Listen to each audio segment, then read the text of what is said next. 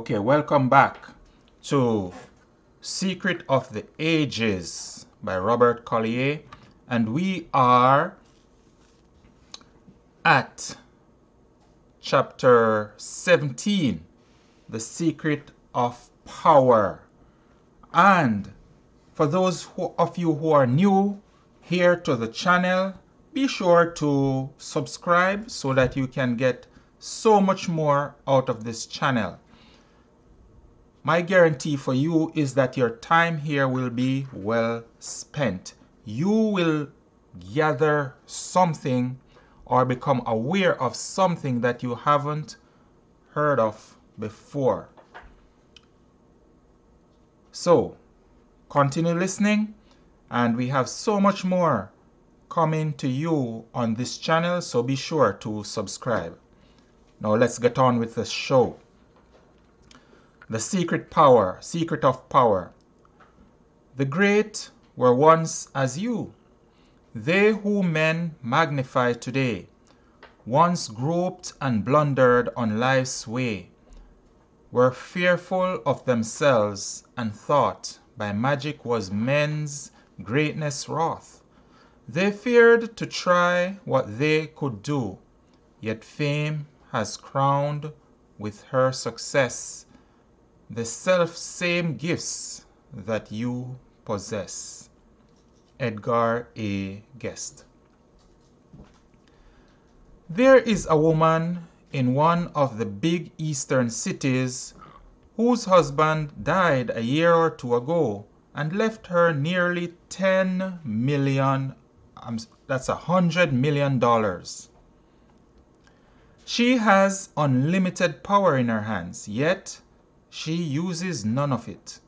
She has unlimited wealth, yet she gets no more from it than if it were in the thousands instead of millions.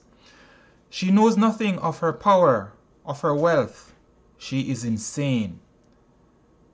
You have just as great power in your hands. Without this woman, this poor woman's excuse for not using it. You have access to unlimited ideas, unlimited energy, unlimited wealth. The open sesame is through your subconscious mind. So long as you limit yourself to superficial conditions, so long as you are a mere hewer of wood or carrier of water, for those around you who do use their minds, you are in no better position than the beasts of burden. The secret of power is in understanding the infinite resources of your own mind. When you begin to realize that the power to do anything, to be anything, to have anything is within yourself, then and then only will you take your proper place in the world. As Bruce Barton has it in The Man Whom Nobody Knows, somewhere at some unforgettable hour, the daring filled his Yeshua's heart. He knew that he was bigger than Nazareth. Again, in speaking of Abraham Lincoln, Barton says, inside himself he felt his power, but where and when would opportunity come? And later in the book, but to every man of vision the clear voice speaks, nothing splendid has ever been achieved except by those who dared believe that something inside them was superior to circumstance. No doubt Yeshua's friends and neighbors all ridiculed the idea of any such power within him, just as much people today laugh at the thought of a power such as that within themselves. So they go on with their daily grind, with the gaunt spectres of sickness and need ever by their side, until death comes as a welcome relief. Are you going to be one of those? Or will you listen to that inner consciousness of power and find the kingdom of heaven that is within you. For whatever you become conscious of will be quickly brought forth into tangible form. Don't judge your ability by what you have done in the past. Your work heretofore has been done with the help of your conscious mind alone. Add to that the infinite knowledge at the disposal of your subconscious mind, and what you have done is as nothing to what you will do in the future. For knowledge does not apply itself. It is merely so much static energy. You must convert it into dynamic energy by the power of your thought.